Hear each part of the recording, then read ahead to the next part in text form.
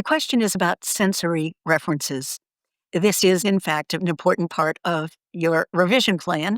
And so a question about how to implement that part of the plan is an excellent one.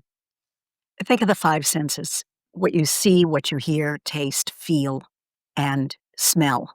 To create an immersive experience for the reader, you need to use sensory references to help them be in the moment. But we don't write long descriptions anymore. Why? Because people have access to TV, the internet. Anything they're interested in is available for them.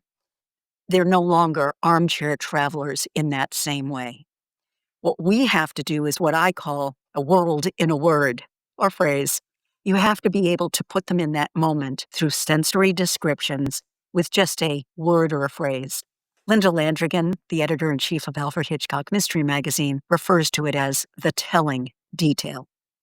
In my book, Beat the Bots, I give a couple of examples, and let me share them with you because I think it really helps illuminate this challenge.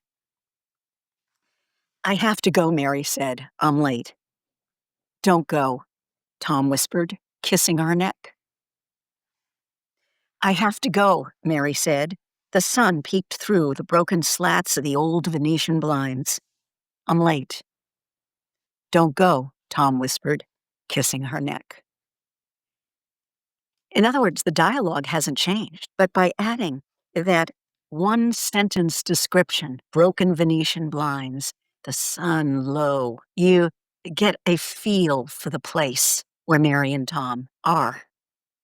I know you can do it. Be specific, be precise. Ask yourself, once again, what are you trying to express?